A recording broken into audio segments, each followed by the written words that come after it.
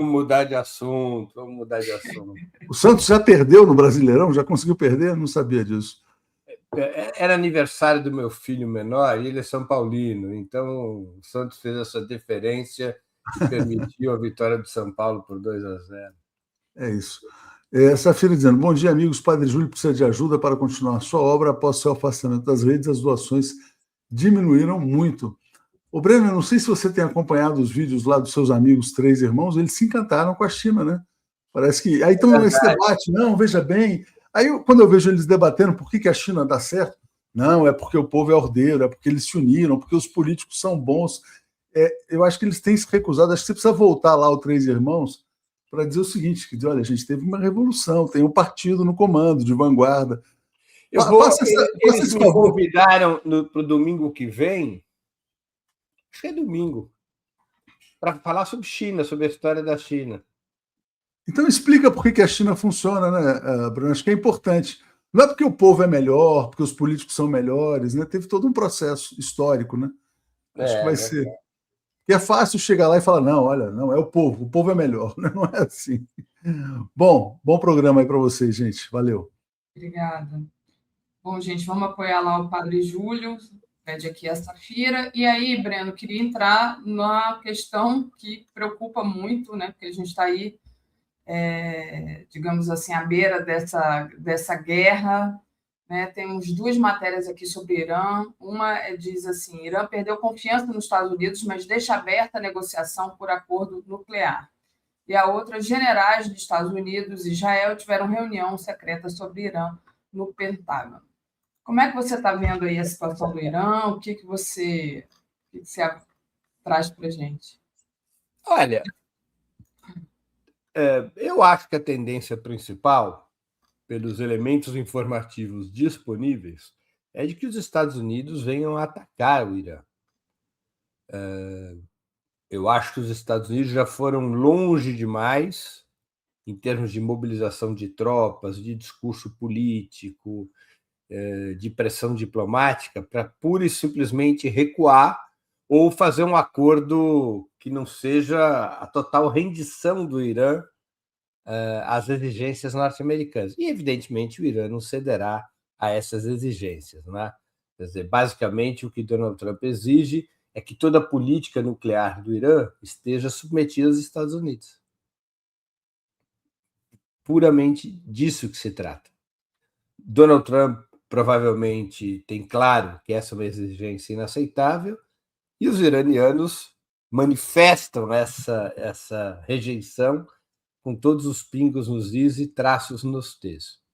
Tenho eu a impressão que nós estamos no preâmbulo do ataque militar, então a conversa diplomática é marcada pelos Estados Unidos quererem oferecer algum tipo de pretexto à opinião pública, do tipo, olha, nós propusemos um diálogo, o Irã não aceitou, agora é guerra. É o modus operandi de Donald Trump, né? Com a Venezuela não foi diferente. Se a gente estudar os movimentos dele antes de atacar a Venezuela, nós vamos ver um padrão. Concentração de forças militares, ameaças duríssimas, num certo momento fala em possibilidades de acordo, e exatamente quando ele fala em possibilidade de acordo é que vem o ataque. Eu acho que essa é a tendência principal. Que tipo de ataque? Esse é um debate entre analistas do mundo inteiro. Né?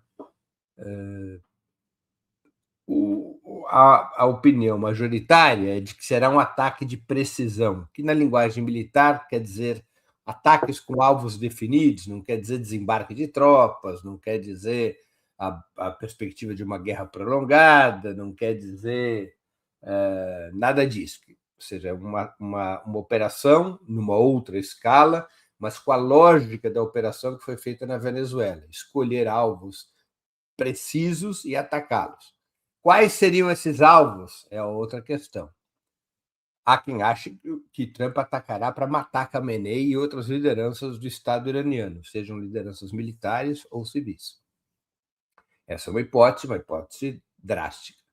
Há quem acredite que os alvos serão mais institucionais. Por exemplo, instalações da Guarda Revolucionária e outros locais de concentração das forças militares e do programa nuclear iraniano. Tá? Mas eu acho que a tendência principal é o ataque. O Irã já disse claramente que irá responder a um ataque dessa natureza com a maior amplitude e radicalidade que suas forças militares permitirem. O Irã está falando... O que o Irã está falando é factível ou é um blefe? Os Estados Unidos têm dúvidas sobre isso.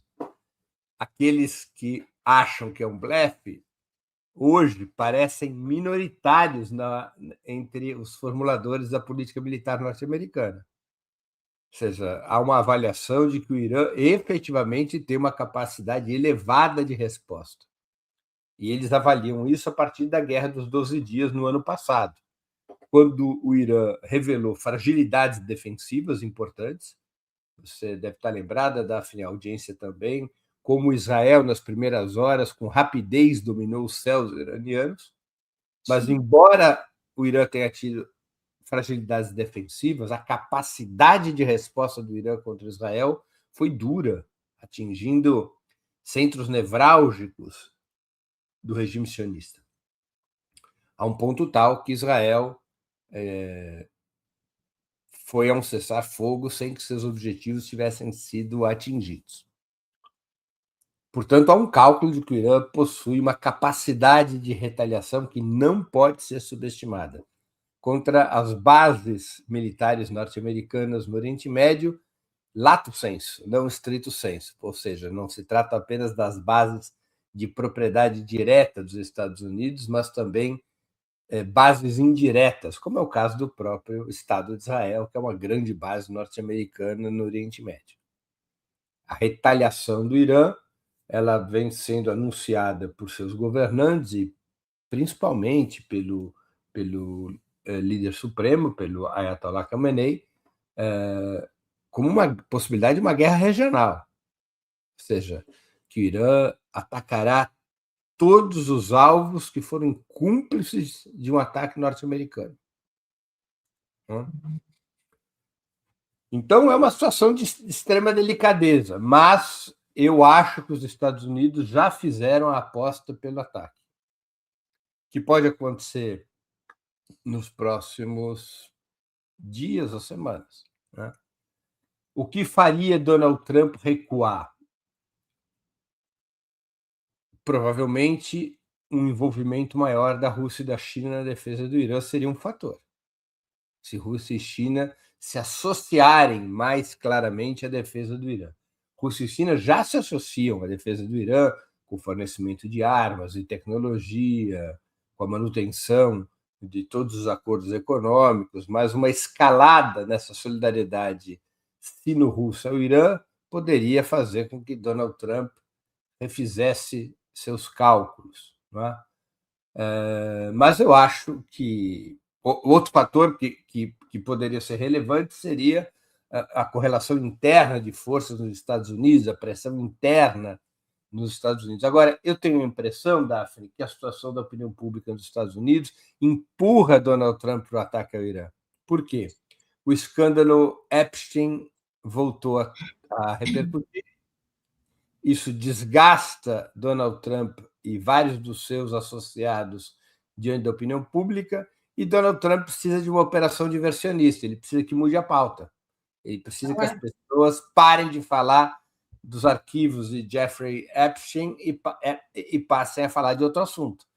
Atacar o Irã é um bom outro assunto para o qual se falar. Né? Então, eu creio que nós estamos aí perto de uma operação militar de amplo espectro dos Estados Unidos contra o Irã. A concentração de forças é notável. É notável. Com a chegada do porta-aviões Abraham Lincoln, que tem capacidade, que oferece capacidade de decolagem para os F-35, a concentração de forças dos Estados Unidos na região é muito importante. Além das bases militares que possui por lá, no Oriente Médio, e, claro, também sem levar em conta o que tem um peso importante, que é a capacidade militar israelense. Então, é simples assim, né, Cacá? Reaparece esse caso Epstein, e então a gente vai fazer uma guerra terrível, que pode ser o início da Terceira Guerra Mundial, porque estão falando que a gente é pedófilo, estão falando, não, nós somos, né? No caso, tem provas, né? Vídeos, e-mails e tudo mais. Gilberto Geraldo, o diálogo dos Estados Unidos reside na sua máquina de guerra. Pois é, essa questão da máquina de guerra, queria que você aprofundasse um pouco, né? Como é que essa pressão afeta, porque você falou de Rússia, quem é que vai segurar a mão agora, né, do Irã? E como é que isso afeta o equilíbrio geopolítico no Oriente Médio, as relações com os aliados europeus? Como é que se posiciona o mundo em relação a isso? Veja, a Europa dá sinais de claro alinhamento aos Estados Unidos contra o Irã.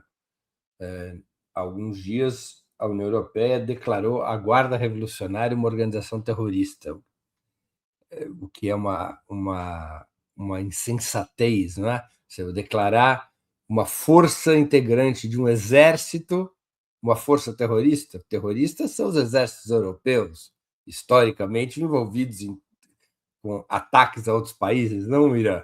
Não é? Qual o país que o Irã atacou? Não é? Terrorista é o exército norte-americano, que já atacou dezenas de países. Eu repito a pergunta: que país que o Irã atacou? Contra quem que o Irã já moveu suas forças militares? Não é?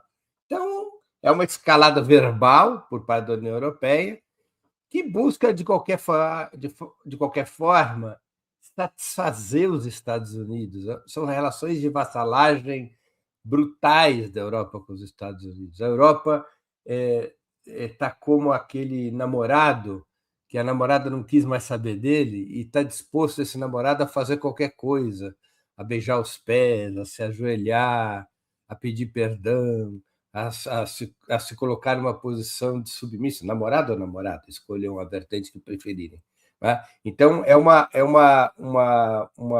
relação de subjugação da Europa com os Estados Unidos. Né? A subjugação, depois de todas as pressões de Trump, incluindo o caso recente da Groenlândia, como é que é possível que a Europa tenha esse tipo de comportamento vassalo, servil? Né? Mas é assim, a burguesia europeia, pós-Segunda Guerra, ela é um apêndice dos Estados Unidos. Né? A Europa, seja com conservadores, com liberais, com sociais-democratas, isso não importa. Todas as grandes correntes ideológicas europeias, desde 1945, claro, com exceção do movimento comunista, todas as grandes correntes ideológicas europeias estão no bolso dos Estados Unidos, né? São marionetes dos Estados Unidos. E é isso que a gente está vendo de novo. Né? Os Estados Unidos podem maltratar a Europa, deixar a Europa na mão, pressionar, mas os europeus estão ali ajoelhadinhos, pedindo, por favor, a gente é do time de vocês, joga junto, a gente está com vocês, podem aprontar o que vocês quiserem, que nós vamos bater palma, nós vamos estar juntos. É essa a lógica europeia, né? Uma lógica servil. E o Irã vai construindo seu sistema de aliança, veio construindo seu sistema de alianças, especialmente nos últimos 30 anos, né? Com aproximação em relação à China e Rússia. Esses são os grandes aliados iranianos. Rússia e China vão se envolver diretamente numa guerra regional? Não vão se envolver. Eu acho que o risco de uma guerra mundial é pequeno, né? É bastante reduzido, exatamente porque Rússia e China não transformariam uma guerra regional numa guerra mundial. Tampouco os Estados Unidos aproveitariam o ataque ao Irã para atacar, ou para atingir, ou para ameaçar alvos diretos de China e Rússia. Né? No entanto, a Rússia e a China garantem ao Irã alguns apoios fundamentais para essa situação. O primeiro, apoio militar. O segundo, apoio de inteligência. O terceiro, apoio econômico, não necessariamente nessa ordem. Não é? O Irã tem com quem contar. É diferente, por exemplo, que a situação venezuelana. Não é? A Venezuela estava muito longe de Rússia e China. A Venezuela não tem fronteiras marítimas com a Rússia, como tem o Irã. A Venezuela está muito distante da China, ao contrário, repito, da República Islâmica. Não é? Então, o Irã possui uma condição geográfica que lhe favorece, proximidade em relação aos seus aliados. Um problema que a Venezuela enfrenta é distância em relação aos seus aliados principais. É o mesmo problema que aflige Cuba. O Irã não tem esse problema, ele está próximo dos seus aliados fundamentais. O Irã é um país gigantesco, o Irã é um país de 90 milhões de habitantes, com um território imenso e uma civilização milenar. Não é? O Irã possui muitas possibilidades de reação. O Irã pode, por exemplo, fechar o Estreito de Hormuz e, com isso, bloquear o abastecimento de boa parte do petróleo mundial. Não é? O Irã é um fator de instabilidade tremendo no caso de uma guerra regional, porque as consequências podem se espraiar até muito próximo da Europa, via Turquia, com a qual o Irã tem fronteira. Né? Então, é uma situação, e o Irã desenvolveu, isso é sabido, a inteligência, os informes de inteligência do Ocidente registram isso. O Irã estabeleceu um poderio militar nada desprezível, especialmente no que diz respeito à sua capacidade balística, né? A produção de mísseis e drones. Né? Além do Irã contar com um exército profissional muito amplo, tendo por base uma população de 90 milhões de habitantes, o Irã tem um exército permanente de 600 mil homens. Né? No caso de alguma aventura por terra dos seus inimigos, ele tem um exército enorme. Né? E, repito, um território que desestimula qualquer operação terrestre. Como é que você ocupa um território como o do Irã? Quantos soldados seriam necessários para ocupar um território como o Irã? Os Estados Unidos estão dispostos a colocar 500 mil homens no Irã? Não, né? Então, é uma situação na qual o Irã tem capacidade de retaliação. É uma situação delicada. E aí a gente se pergunta, né, que quem é que vai parar o Trump? Pelo visto, você falou da situação interna dele, né? Como é que você vê a situação interna de Trump agora, tendo essas propostas aí tão ameaçadoras, a questão da imigração? Teve vários protestos, inclusive, esse final de semana, né? Contra o ICE, enfim, que apareceram aí nas redes sociais. Olha, eu gostaria de acreditar que quem irá parar Donald Trump será o povo norte-americano. Né? Não é simples. Eu apenas posso manifestar meu desejo, que é certamente o desejo de muita gente. Não é simples, porque Donald Trump tem perdido popularidade, mas ele controla ainda instrumentos de poder muito relevantes. O presidencialismo nos Estados Unidos ele é estrutural. O que eu quero dizer com isso? Não tem disfarce. O poder do presidente é muito grande. Se sobrepõe ao poder do parlamento. Ele tem um repertório de possibilidades gigantesco.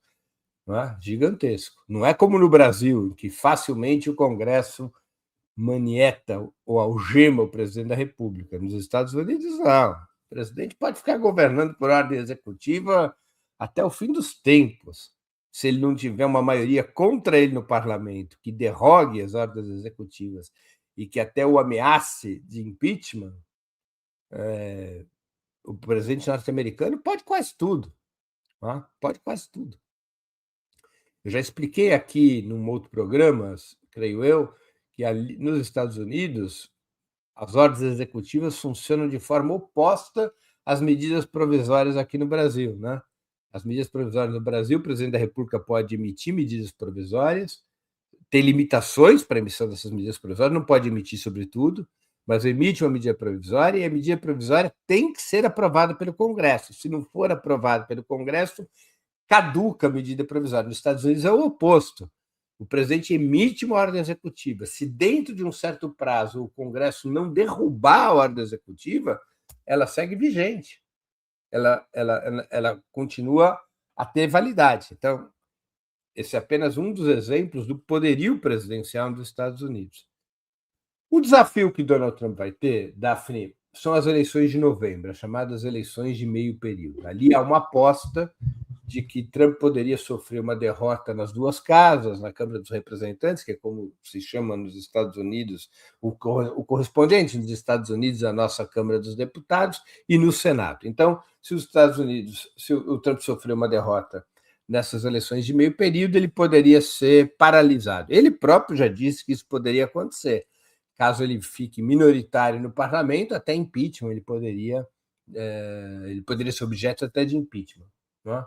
Então, essa é a batalha para a qual, interna e externamente, se olha. Não é? Ou seja, a derrota parlamentar de Donald Trump em novembro. Só que daqui até novembro, nós temos 9 meses. Aliás, exatamente 9 meses. Se eu não me engano, as eleições dos Estados Unidos são dia 4 de novembro, né? É na primeira terça-feira do mês de novembro que as eleições acontecem. Né? Então, eu acho que deve ser, vamos ver aqui, dia 3 de novembro vai acontecer. Né? As eleições são dia 3 de novembro. Então, é nisso que as pessoas estão de olho. Né? As pesquisas não são favoráveis a Trump. E por isso mesmo, penso eu, ao contrário do que o senso comum indicaria, Donald Trump não tende a moderar seus atos até novembro. Ele tende a fazer o oposto. Ele precisa estigmatizar os democratas como fracos, como senis, como corruptos, como responsáveis pelo enfraquecimento dos Estados Unidos, demonstrando que a atitude dele é o oposto em relação aos imigrantes, em relação aos estados que são inimigos dos Estados Unidos, em relação ao terrorismo e assim por diante. Né? Ou seja, eu acho que a tendência principal até novembro é Donald Trump pisar no acelerador, radicalizar seu comportamento. Né? E ver como é que isso repercute na opinião pública. Né? Ele tenta estimular o nacionalismo norte-americano. O nacionalismo norte-americano sempre foi uma força propulsora da política daquele país, como é em qualquer país. Né? Então, até que comecem a ocorrer desastres, os Estados Unidos, quando se envolvem em guerras, isso traz popularidade para os seus governantes. Mesmo a Guerra do Vietnã, a gente tem uma lembrança do povo norte-americano contra a Guerra do Vietnã, não é isso?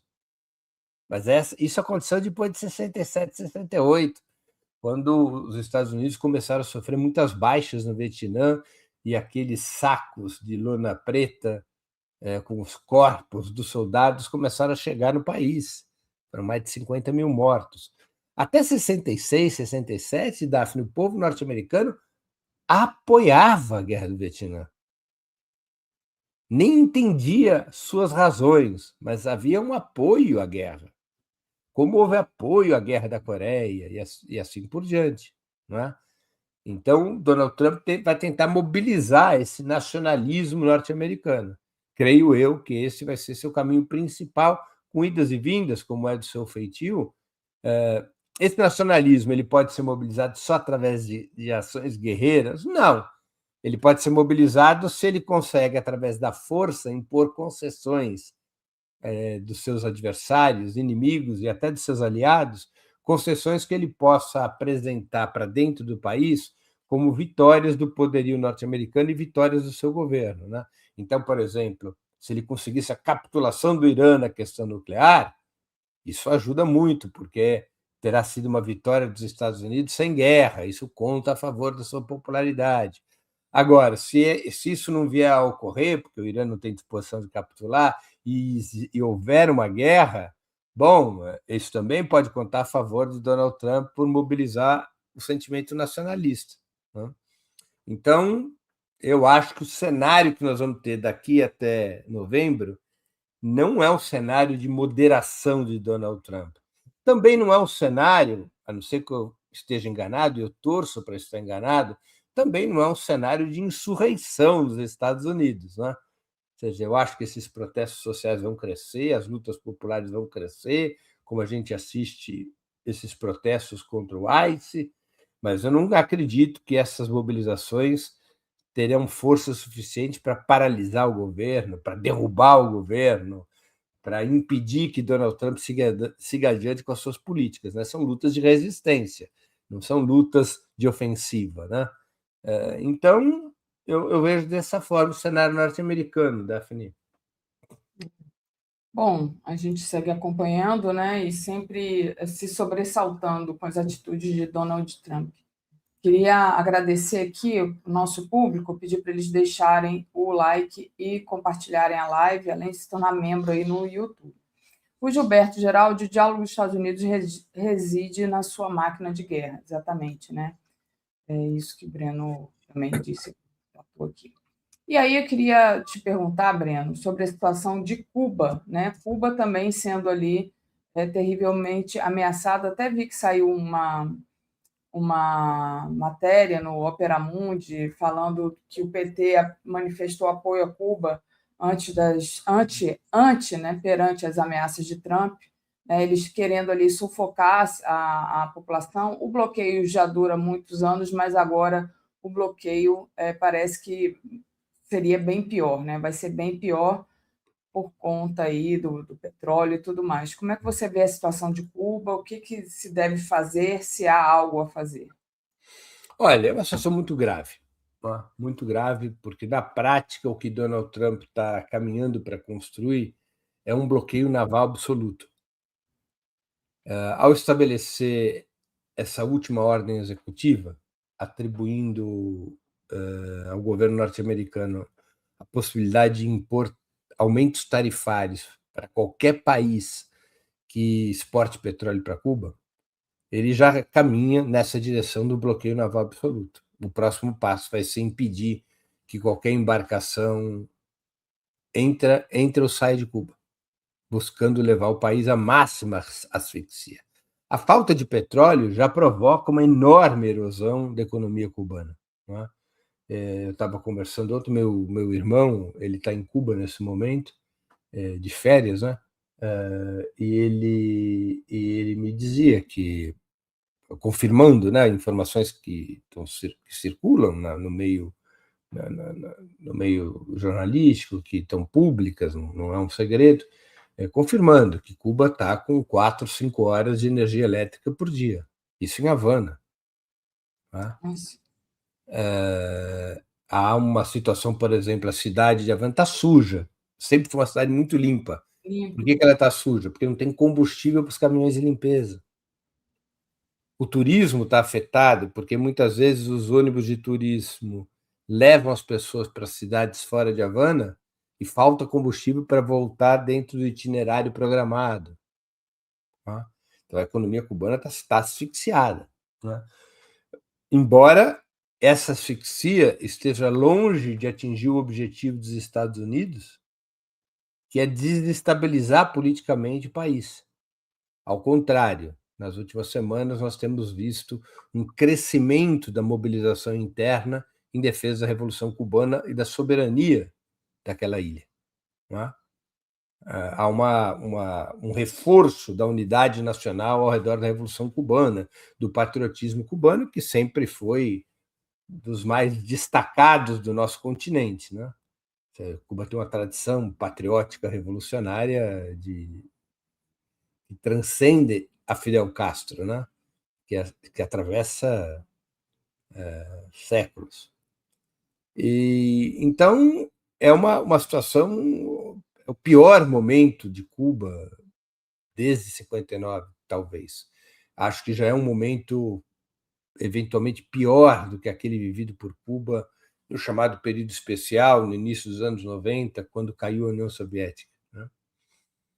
E é necessário ver como que Trump atuará nas próximas semanas, porque volto a recuperar aqui algo que conversamos na semana passada. Né? Cuba é a joia da coroa para a direita norte-americana. Para Donald Trump ter a possibilidade de dizer que ele derrotou a Revolução Cubana, o que 14 presidentes tentaram fazer e não conseguiram, esse trunfo, ele é a menina dos olhos, a joia da coroa, não é?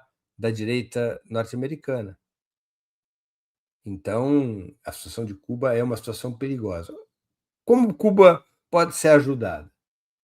Eu vejo 3 ou 4 possibilidades fundamentais. Primeiro, uma enorme coesão da comunidade internacional em defesa da soberania cubana. Isso se dá a partir de notas, de posicionamentos, de intervenção nos fóruns internacionais, de aprovação de resoluções na Assembleia Geral, de tal maneira que os Estados Unidos possam ser diplomaticamente isolados. Então, essa é uma frente de batalha. Uma outra frente é a frente prática, econômica. É necessário garantir o abastecimento cubano. O México tem tido uma atitude firme, manutenção da ajuda humanitária, entregar petróleo a Cuba como parte da ajuda humanitária. É uma postura firme. O México está tendo problemas internos em relação a isso, porque o petróleo que estava sendo planejado de ser entregue pela Pemex, que é a estatal do petróleo do México, foi suspenso, não é?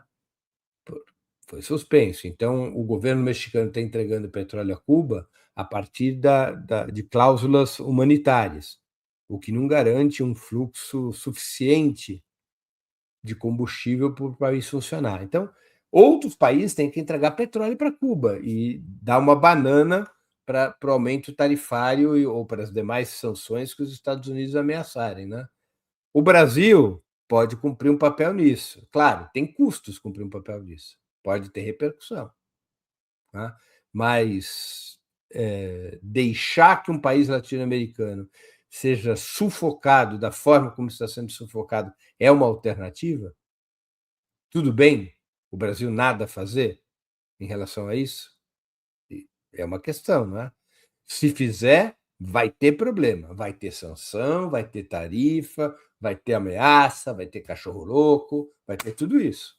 Não é de graça, não é só tenho vontade de fazer, vou lá e faço e nada acontece. Não, vai ter que enfrentar uma situação difícil. Agora, a outra alternativa, nada fazer nesse terreno, é uma alternativa? Dá para dormir com essa alternativa? Não é? Em termos até de reciprocidade, né? Ou nós vamos nos esquecer o papel que teve Cuba, por exemplo,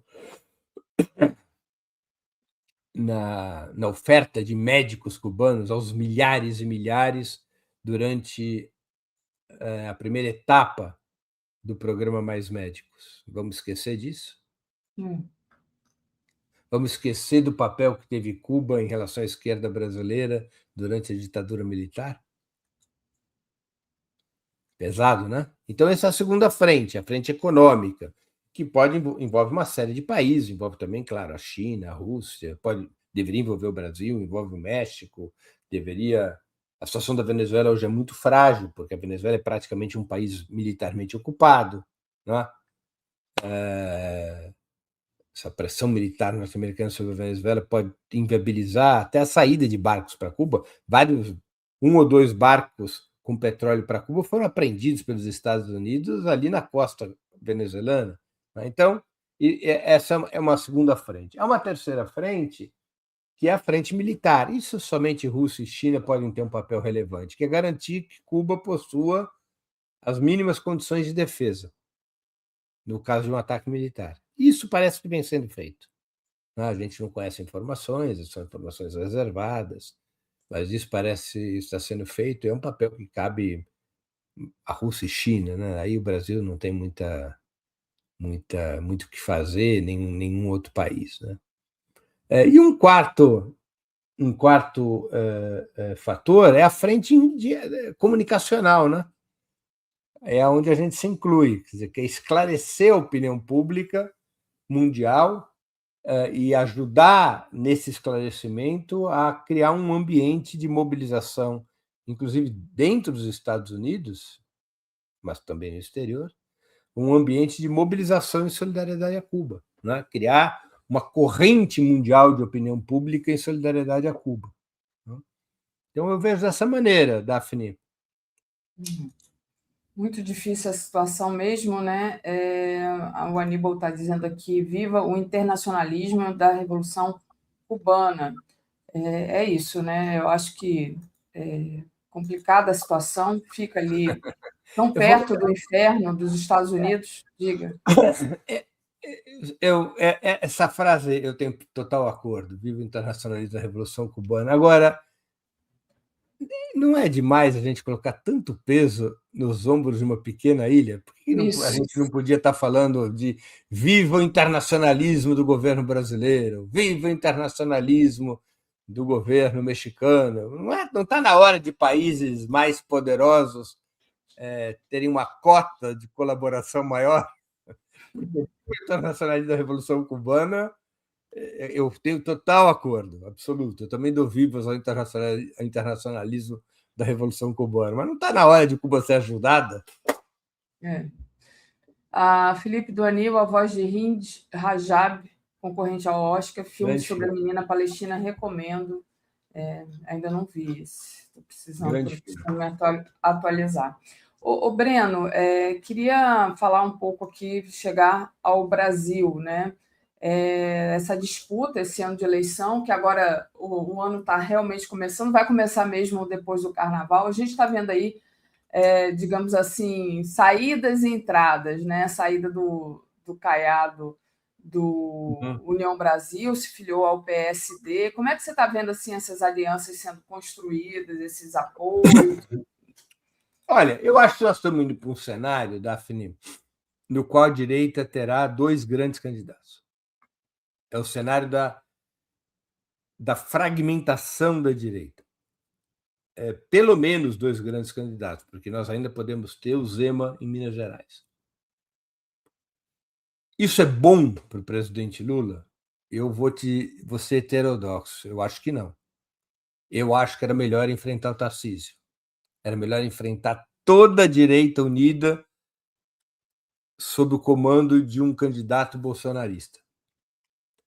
Eu tenho receio que um cenário no qual a direita se apresenta com duas ou três candidaturas seja um cenário mais desfavorável ao presidente Lula. Por que eu digo isso? Eu já tive a oportunidade de esclarecer essa minha posição aqui, fazendo uma comparação com o Chile, e a essa comparação que eu retorno. O que aconteceu na eleição chilena? A direita se dividiu. Ela se dividiu em 4 candidaturas, 3 candidaturas da extrema-direita. Mas cada um desses candidatos dialogava com um setor diferente do eleitorado conservador. Eles tinham gradações, esses candidatos de direita. Tinha candidato da extremíssima direita, da extrema-direita, da direita liberal. Eram 4 candidaturas que flutuavam pelo conjunto do espectro do campo conservador. E essas candidaturas se unem no segundo turno para derrotar a candidatura de esquerda. E vencem por uma ampla margem, 60% dos votos eles fazem no segundo turno. Pois bem, ter candidaturas que não podem ser carimbadas como bolsonaristas não é uma boa coisa. Ou seja, vai haver uma candidatura do PSD, que eu creio que será de Ratinho Júnior, que não é uma candidatura bolsonarista. Aliás, o PSD está no governo Lula, além de várias alianças com o PT em diversos estados. Mas, claramente, o discurso de Ratinho Júnior é um discurso para cativar o eleitorado bolsonarista. Ele apoia a anistia, é um discurso, ele não é um bolsonarista, o PSD não é um partido de bolsonaristas, mas é um partido aliado com Tarcísio em São Paulo e que vai buscando construir uma relação com o bolsonarismo que é de marchar juntos, golpear juntos e marchar separados. E a mesma coisa vai fazer o Zema. Essas candidaturas todas, muito provavelmente, estarão juntas no segundo turno, ou sob Flávio Bolsonaro ou sob Ratinho Júnior. Né? Eu acho que é um cenário mais perigoso do que o cenário de enfrentar a direita unificada. Pode parecer contraditório, mas eu espero que eu tenha conseguido expor minha posição. Nem sempre a divisão do campo de direita é boa para a esquerda, e vice-versa também. Muitas vezes, você ter diversos candidatos de esquerda ajuda a construir na opinião pública uma maioria de esquerda que se revela no segundo turno, que se confirma, que se consolida no segundo turno. É essa estratégia para a qual caminha a direita brasileira. Ter várias alternativas no primeiro turno para confluir no segundo turno, mas recorrer a essas diversas candidaturas de direita para criar uma maioria antipetista, anti-Lula no primeiro turno, que venha a se confirmar no segundo turno. E esse parece ser o cenário mais provável, um cenário no qual a direita terá 2 ou 3 candidaturas na primeira volta. A situação do presidente Lula não é desconfortável. Ou seja, as pesquisas mostram que ele venceria todos os seus adversários, no primeiro e no segundo turno. Mas venceria com folga? Não. As pesquisas mostram que a diferença é pequena. Existe a possibilidade dele vencer no primeiro turno? Sim. Pelas pesquisas, sim. Porque o piso do presidente Lula é muito alto. Ou seja, ele tem 35% do total de votos, o que significa 42% dos votos válidos, no primeiro turno. Esse é o piso do presidente Lula. Se esse piso sobe um pouco, ele pode vencer no segundo turno. Ele pode vencer no primeiro turno, perdão. É o mais provável? Não. Nunca venceu no primeiro turno. Não vai ser agora que esse cenário se colocará como mais provável. Para que o presidente Lula possa vencer no primeiro turno, seria necessário um conflito muito duro entre os candidatos de direita, especialmente entre Flávio Bolsonaro e um candidato como Ratinho Júnior, e que um desses candidatos, no caso Ratinho Júnior, desidratasse, com uma parte do seu eleitorado sendo capturada pelo próprio Flávio Bolsonaro e outra parte pelo presidente Lula. Se há uma desidratação de uma candidatura como do Ratinho Júnior, o clima de antibolsonarista pode se expandir, e aí o presidente Lula teria uma chance de vencer no primeiro turno. Mas é muito, muito difícil. O que nós vamos ter, provavelmente, é outra eleição extremamente disputada, como a de 2022. Extremamente disputada. Cabeça a cabeça. Esse é o cenário que nós vamos ter. O presidente Lula está...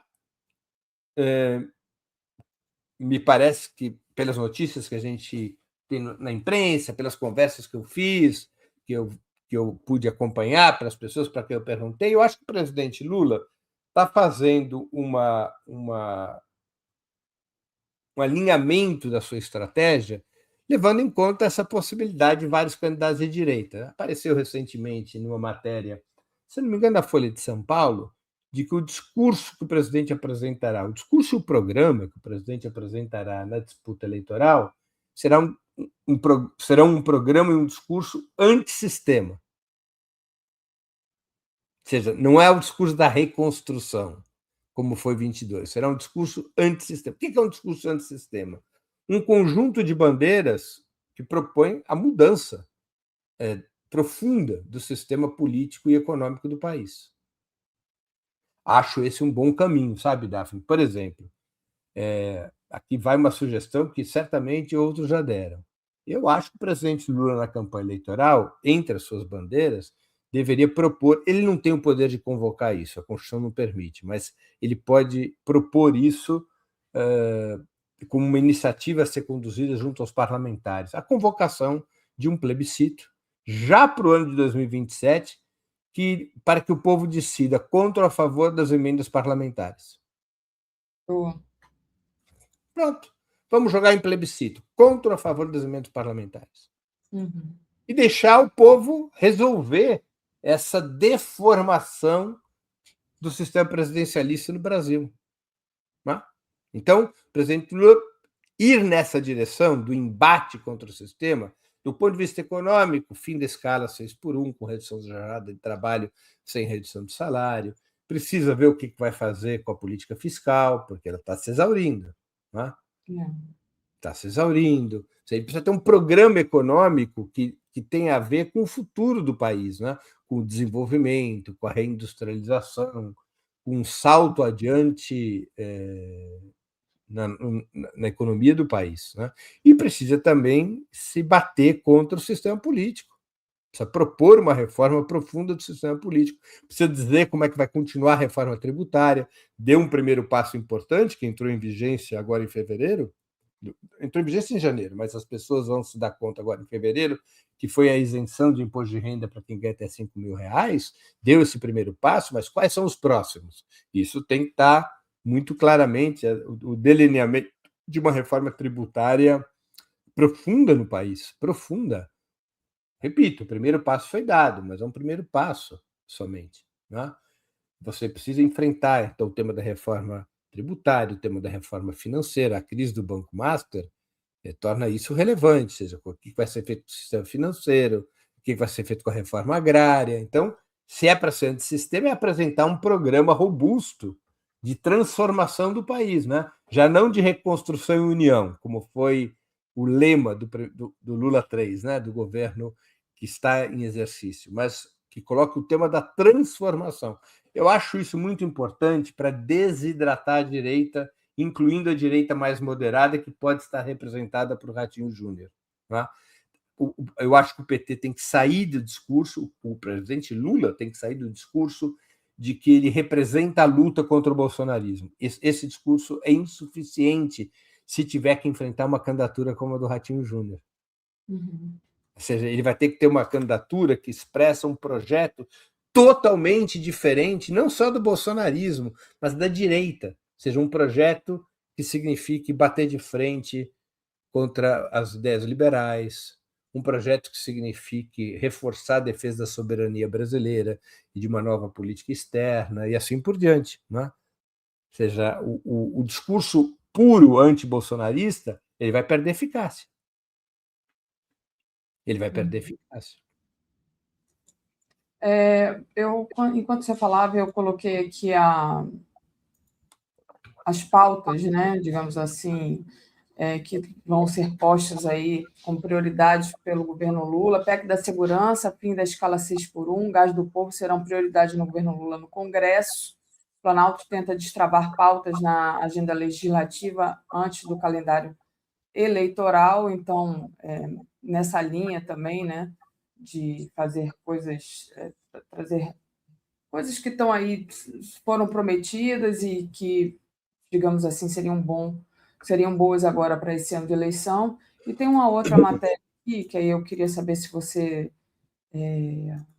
viu, que foi da sexta-feira, a resolução do PT projeta 2026 como disputa decisiva pela democracia. Foi um documento da Executiva Nacional, claramente defende a reeleição de Lula, obviamente, né? Critica a extrema-direita e condena ações externas lideradas pelos Estados Unidos, mas foi um documento de posicionamento aí do seu partido, do PT, se você acompanhou essa... Olha, eu acompanhei, eu acho que o PT ainda não amadureceu, na minha opinião. Isso está previsto para acontecer até abril. O programa, a discussão sobre qual é o programa para a disputa de 2026 e qual é a estratégia da disputa eleitoral. Né? Até porque o cenário ainda não está consolidado. Eu estou dizendo aqui que a tendência é a direita se apresentar com 2 ou 3 candidaturas fortes. Além daquelas candidaturas marginais, 2 ou 3 candidaturas fortes. Esta é a tendência da direita. Né? Se apresentar desta forma, com 2 ou 3 candidaturas fortes.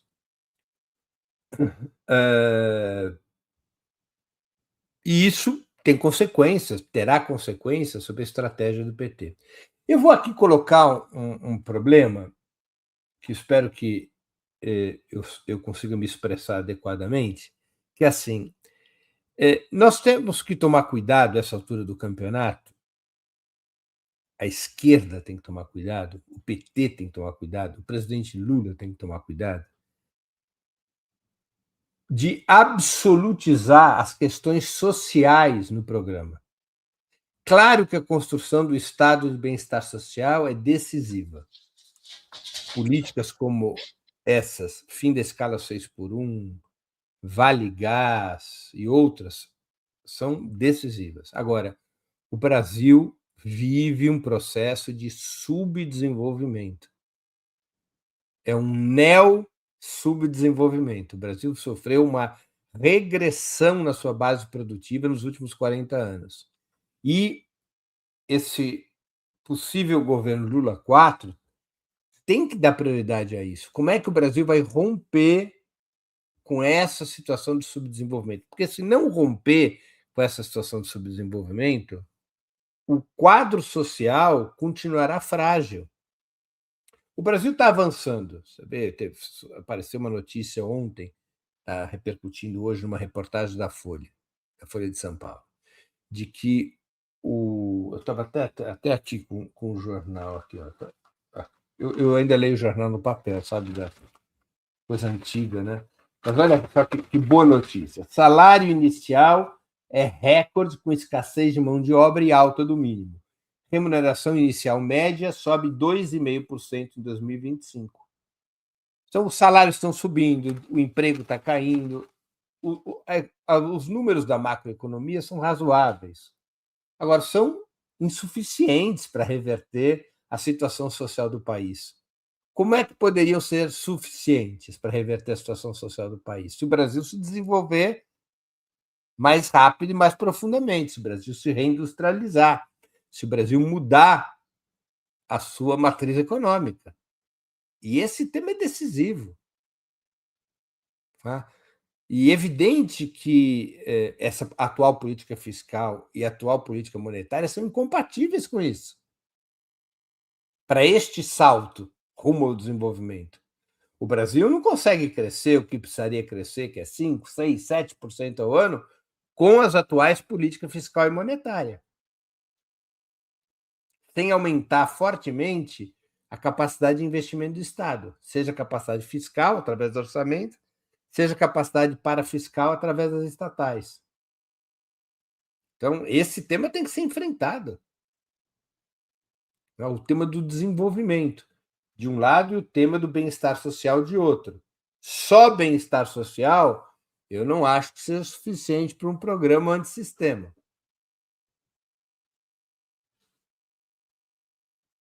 Perfeito. Deixa eu agradecer aqui aos superchats, inclusive dos bolsonaristas que ficam mandando superchat para a gente aprecia muito. As pessoas que não apoiam a reeleição do presidente Lula, pode mandar superchat para a gente e podem ficar aí falando coisas que não fazem o menor sentido, mas apoiando a gente sempre, claro, né? Porque ninguém vai dar a menor atenção para isso. Zukov disse assim: Breno, no Chile a direita não ganhou porque tinham várias direitas ou direita unificada, e sim pelo forte fracasso do governo Boric. Veja, é uma conjunção das duas coisas.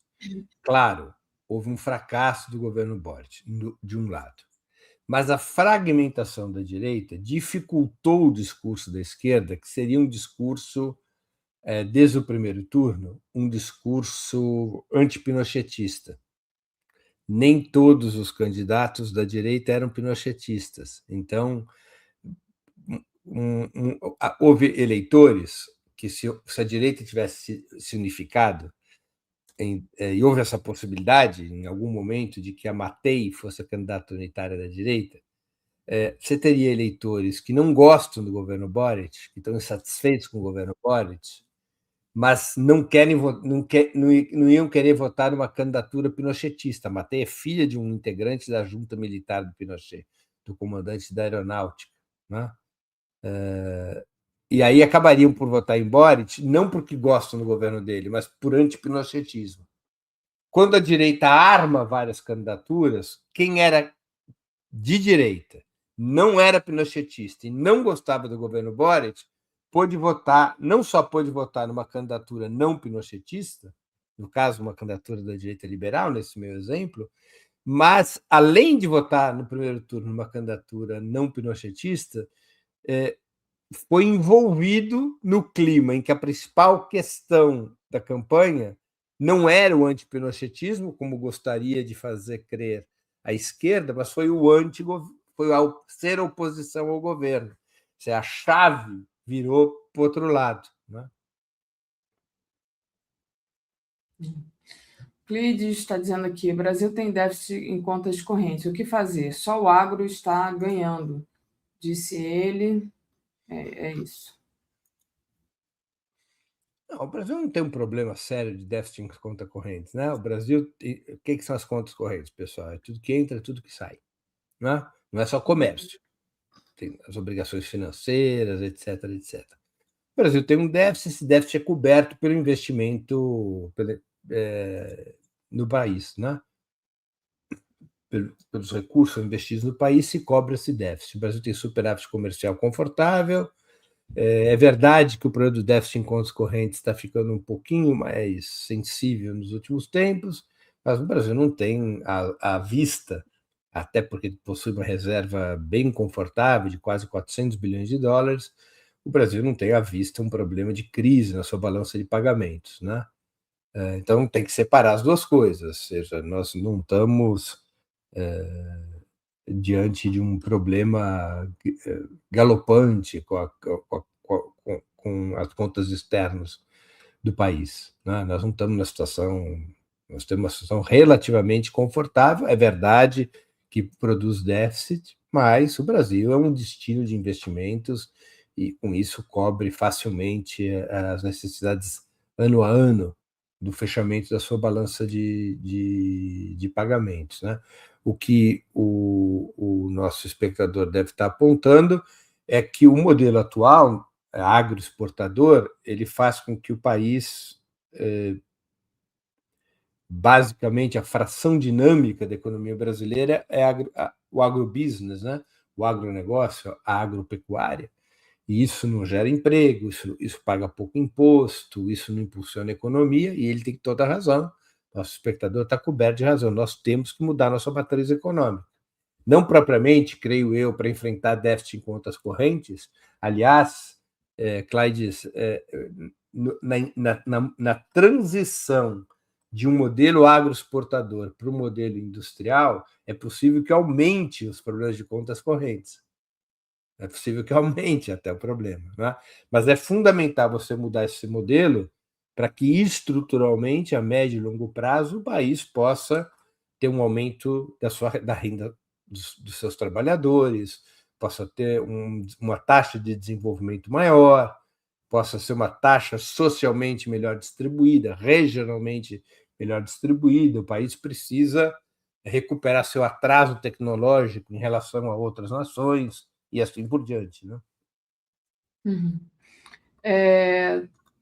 Mário, queria agradecer aqui a todos os internautas que colaboram com a gente, trazer a programação do Opera Mundi, porque já deu nosso tempo aqui. Deixa eu mostrar para vocês. E não é essa. Vamos lá, compartilhar. Então, a segunda-feira, 19 horas, Aldo Rebelo.